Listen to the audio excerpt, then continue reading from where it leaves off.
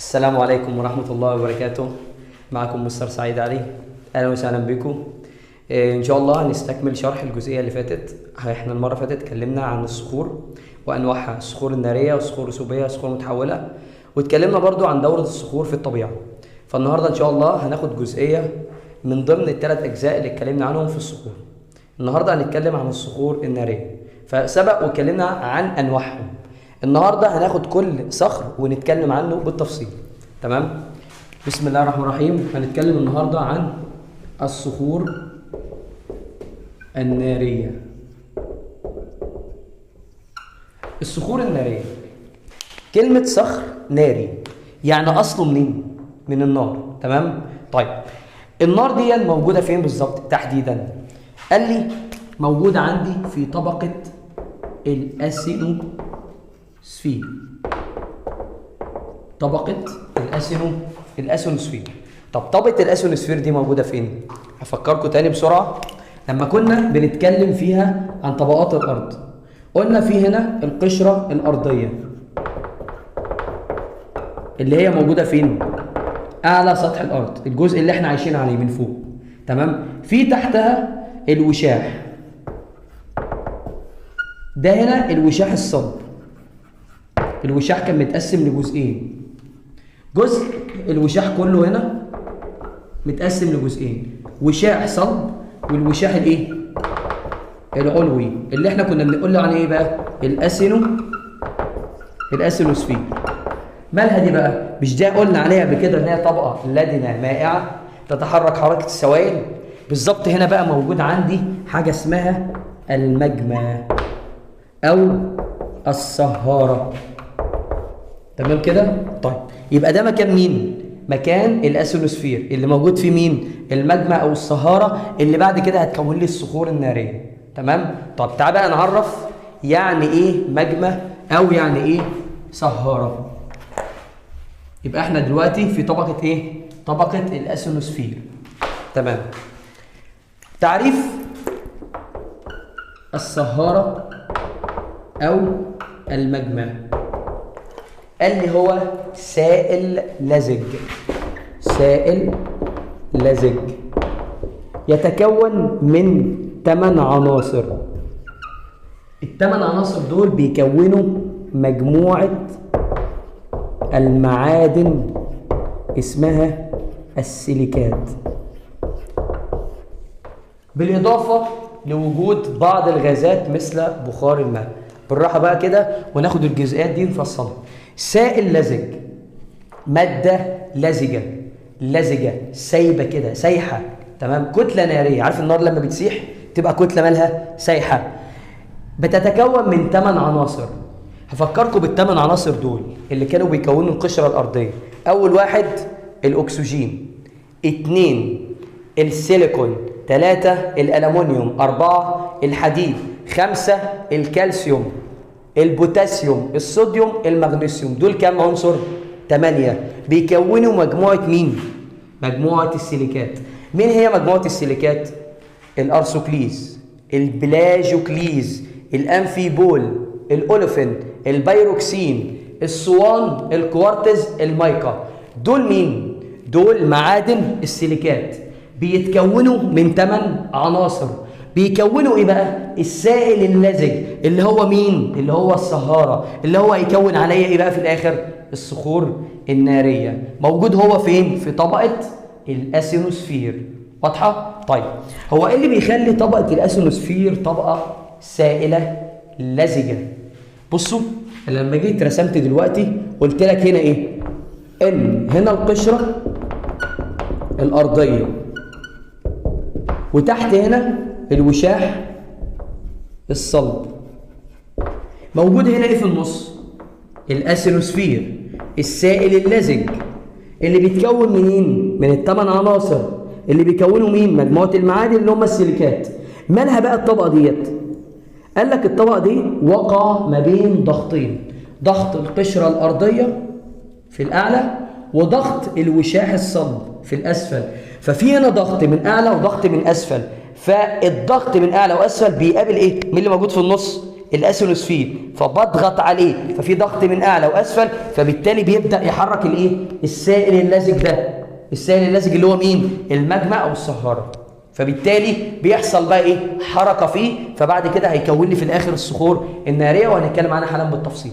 تمام؟ ده بالنسبه لمين؟ لتعريف الصهاره او مين؟ او الماجما. طيب ده اول جزئيه عندي. طب الراجل دلوقتي بقى بيقول لي هي موجوده في باطن الارض، صح؟ يعني موجوده في طبقه الاسينوسفير. يبقى هنا الوشاح، الصلب، وهنا القشره الارضيه. تمام؟ هنا الاسينوسفير. المنطقه دي بقى فيها ايه؟ فيها غرفه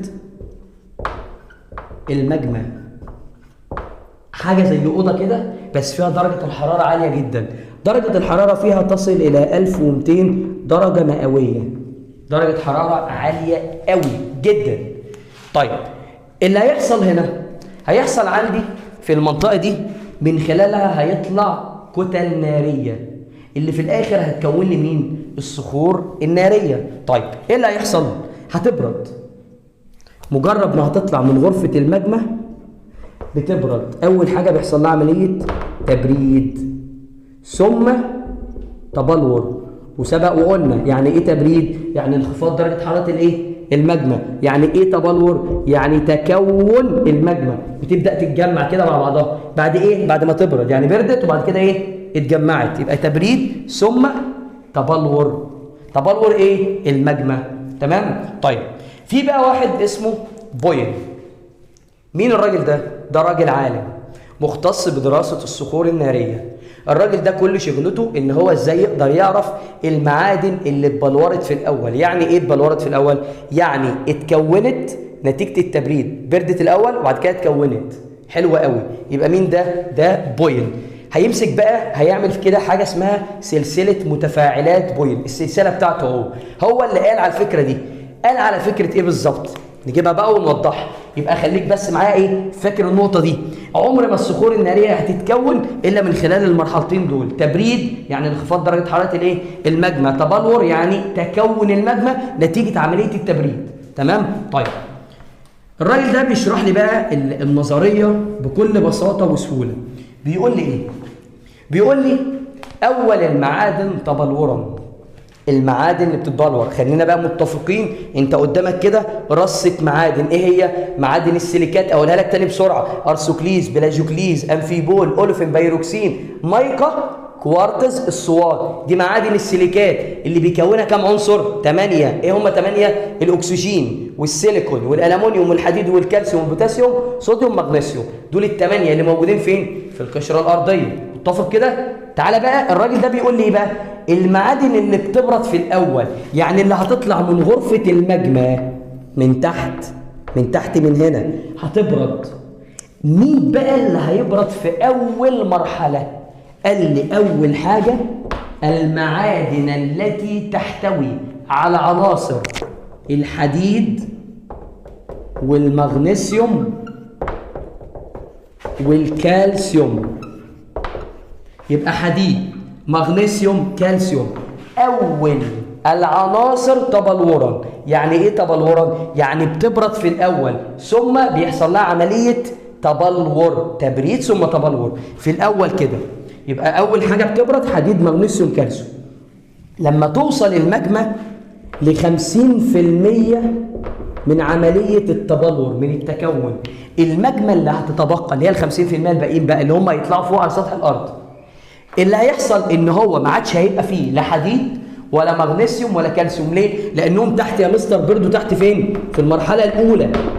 طب لما يطلعوا المرحله الثانيه بقى اللي بعد كده مش هيبقى عندي لا حديد ولا مغنيسيوم ولا ايه؟ ولا كالسيوم. مش معنى درجه الحراره بتاعتهم او الخصائص الفيزيائيه بتاعتهم مش هتسمح لهم ان هم يطلعوا في المراحل الجديده، فهم هيكونوا تحت. يعني لو في صخور تكونت تحت يبقى الصخور تحتوي على ايه؟ على معادن. المعادن فيها بتحتوي على حديد، مغنيسيوم، كالسيوم.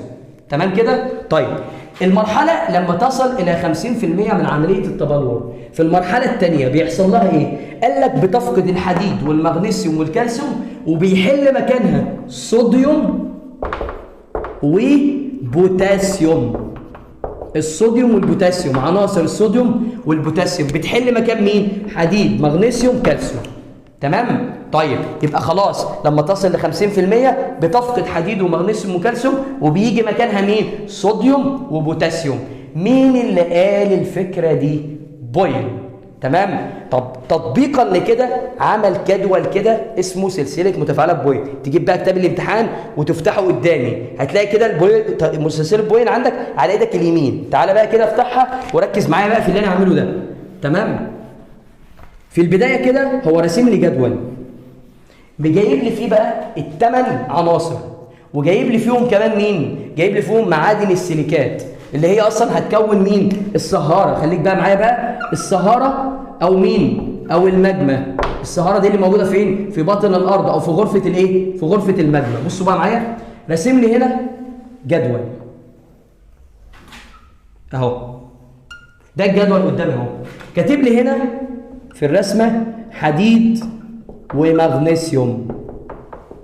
درجه الحراره هنا 1200 درجه مئويه.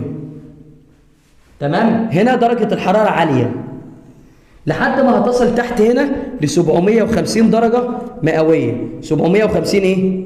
درجة مئوية. تمام؟ يعني المنطقة اللي فوق دي منطقة درجة حرارتها عالية للغاية، عالية جدا. تمام؟ هنا في حديد ومغنيسيوم. تمام؟ بصوا بقى معايا هنا، جايب لي هنا كلمة كالسيوم. تمام؟ وكاتب لي هنا فلوسبار بلاجوكليز. فلوسبار بلاجوكليزي غني بالكالسيوم. وبعد كده كاتب لي صوديوم.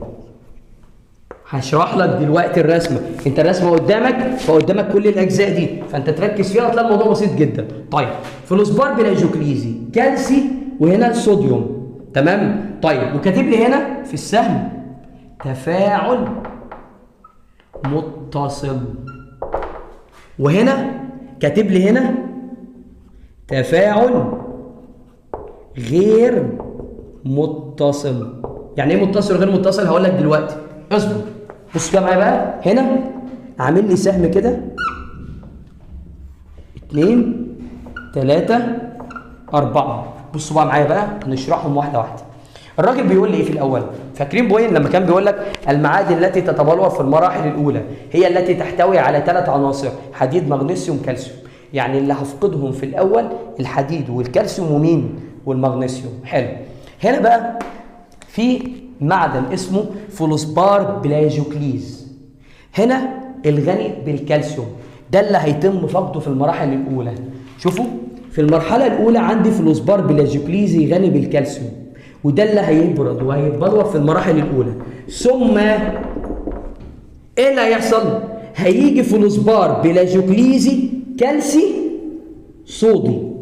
يعني المرحله الاولى معايا في هنا في التفاعل جايب لي ايه هنا بقى؟ جايب لي هنا كلمه تفاعل متصل.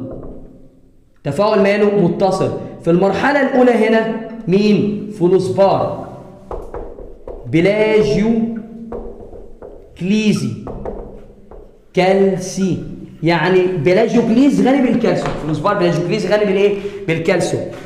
المرحله الثانيه في عمليه التبلور والتبريد هيجي مين؟ الفلوسبار البلاجوكليزي كالسي صودي.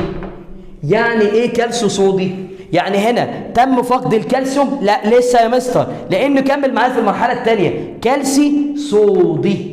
يبقى في المرحله الاولى انا ما فقدتش الكالسيوم، في المرحله الثانيه لسه ما كملتش. عشان كده قلت عليه ايه؟ تفاعل متصل. متصل ليه؟ لان الكالسيوم كامل معايا تبلور، لسه مكمل، لسه كالسي صودي. طب بعد كده ايه اللي هيحصل؟ هيحصل عندي فلوسبار بلاجوكليزي صودي. لو لاحظتي انا فقدت مين هنا؟ فقدت الكالسيوم. فقدت مين؟ الكالسيوم. تمام؟ يبقى فلوسبار بلاجوكليزي كالسي اهو.